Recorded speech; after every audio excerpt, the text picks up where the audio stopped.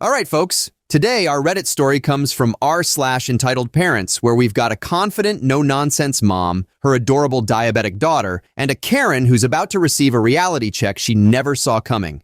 Alrighty, let's dive in. Hers is the one that says bad witch on it. My friend and I, 34 male, had been planning on a pool day, and today wound up happening to be that day. It's worth noting that both my friend, 30 female, and her daughter, 5 female, have type 1 diabetes. They manage their condition with a device called a PDA, personal diabetic assistant, and some patches that get applied to their skin that are evidently waterproof. This device happens to look exactly like a phone but doesn't do much other than monitor blood sugar levels and alert the user if they need something more than the insulin in the patch. This takes the form of either something that looks like a candy or a juice box. Another thing to notice is, my friend works in the adult entertainment industry and is both very, very comfortable in her own skin and has been fresh out of F's to give since she was about 18 years old. Not to say she acts or dresses immodestly, especially around her daughter, just that she appreciates being appreciated and looks amazing in a bathing suit. As for the fresh out of F's, well, you'll see. My gym, for obvious reasons, has a rule about no recording devices of any kind being used in the locker rooms or pool areas. That's not to say there's a no cell phone rule, because there isn't. It'd be both unenforceable and impractical. You can have your phone, but you'll be escorted off the premises if you're caught taking pictures of people or recording video. There's also a rule about no outside food being brought in, as they've got a restaurant and cafe inside and frown upon people bringing their own lunches in. Happily enough, there's an exception for diabetics and other such medical conditions because that's kind of federal law that such things must be allowed. So my friend and I arrive, and we post up on a pair of deck chairs. One of us keeps an eye on the tot. And today it's mostly me since she enjoys the sensation of being cooked by the sun slowly, and I have trouble sitting still. After a little while, my friend flags us down as the little one needs a juice box. Me, being a mature and responsible adult, naturally stole said juice box and tried to do a runner. The little girl squeals and says something like, "Hey, that's my juice box, you give it back." And me, doing my best greased-up deaf guy voice from Family Guy, reply, "You're never gonna catch me." And there's a little bit of a spectacle as she chases me down. Finally, I let her catch me and return the juice box, and we both walk back over to where my friend has been keeping an eye on us. She moves her enormous sunglasses down to the tip of her nose and gives me an eye roll and asks, "Did I bring one child in here? Or two?" I plead the fifth and have a sit and chat while the little one slurps down her juice box.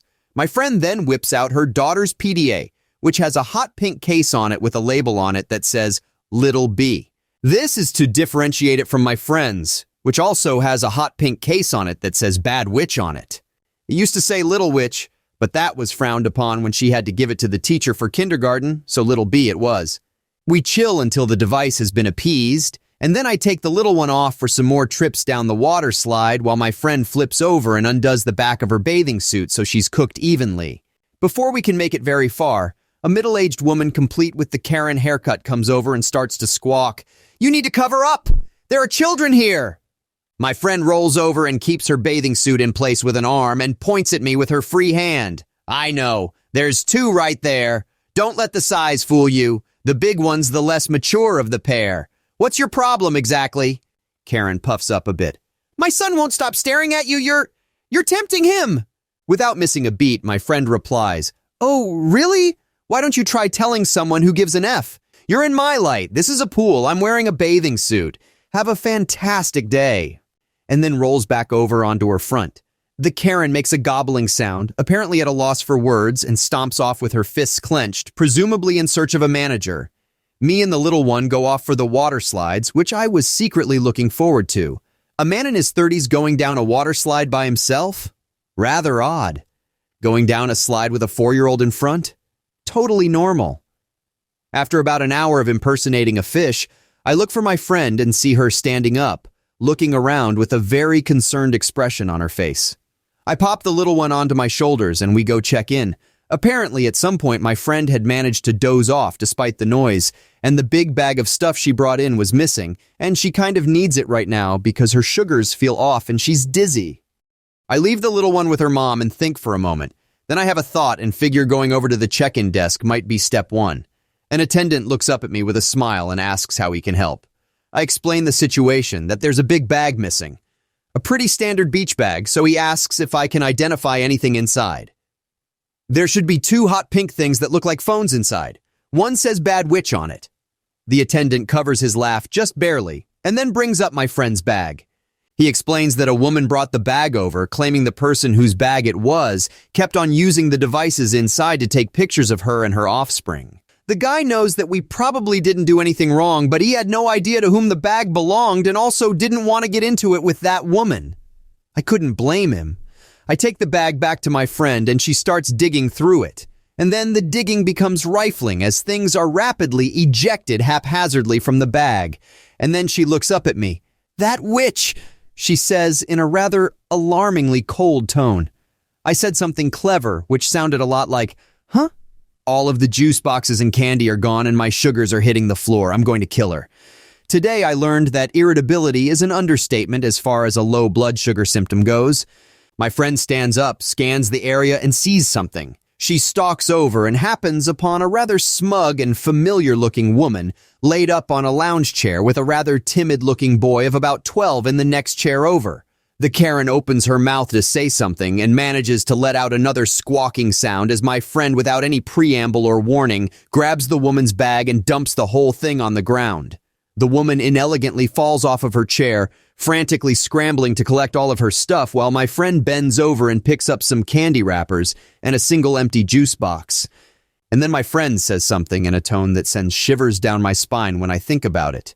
"You stole my baby's medicine and then ate it?"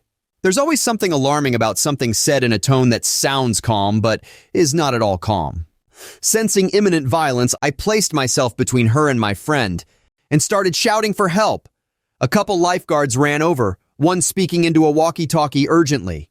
While all this is going on, the Karen is frantically cramming her things back into her bag, oblivious to her surroundings. Finally, she finishes, realizes what's going on, and immediately stands up and starts shooting her mouth off about indecency and rule-breaking, and if my friend didn't bring enough to share, she shouldn't have brought any at all. At this point, my friend shakes me off and thrusts the candy wrapper in her face. "Do you understand what this is for? My child is diabetic. I am also diabetic. Do you go around and steal crap from every girl here who's skinnier and prettier than you, or just the ones who don't put up with your BS?" At this point, several other staff members have arrived and separated the parties. My friend is taken promptly over to the cafe for the first, and to my knowledge, only instance of free food being given out by the place. Once her sugars had leveled out, she had to tell her side of the story to those who needed to know. I don't really know what happened to the Karen. I did ask, but the staff member I asked said they couldn't say anything. We had to leave after that, as it's fairly important for diabetics to have sugar on hand, and neither of us really felt like paying $3.50 for a glass of orange juice. Plus, the mood was kind of ruined. People these days, ugh. Oh boy, I have to say this might be one of the most absurd displays of entitlement I've ever come across. I mean, where do you even begin with this? It's like every paragraph just cranks up the "are you kidding me" dial a notch. First, hats off to our fearless adult entertainer friend. Not only is she absolutely rocking that bathing suit, but she's got a brass backbone to boot. To handle that Karen with such style and grace, even in the face of such outrageous claims, is nothing short of inspiring. I can't help but laugh at the audacity of this woman getting flustered because her son can't stop staring. Then her approach to resolving the situation: ask the person he's staring at to cover up. Oh, Karen, that's not how life works, darling. The whole juice box and candy theft is just... wow, the lowest of the low, surely. I mean, that's straight out of a daytime soap opera villain playbook. I can picture the dramatic music swelling as our Karen sneakily swipes the bag while our heroine slumbers. Now, stealing someone's stuff, that's bad enough. But when it's the medication of a diabetic kid and her mom, Karen, you've just won a first-class ticket to the darkest depths of entitled parent hell. The audacity to say, "If you didn't bring enough to share, you shouldn't have brought any at all" about medication is just mind-boggling. And let's not forget our brave protagonist's friend who intervened just when things seemed about to turn into a WWE showdown poolside. Now, that's what I call a good friend. But at the end of the day, let's be real. This story isn't just entertaining, it's a glaring reminder that entitlement can breed ignorance to an extent that can be truly dangerous. Karen could have really hurt our heroes here. So let's take this tale as a lesson. Always have some respect for others' belongings, privacy, and especially medical necessities. Hey, wait! Before you go off chasing after your next internet rabbit hole, give that like button a quick little smack. And if you're feeling particularly adventurous today, why not dance with the subscribe button? Join our band of misfits here and let's share the laughter. Anyways, stay safe out there in that crazy world. Much love. Peace.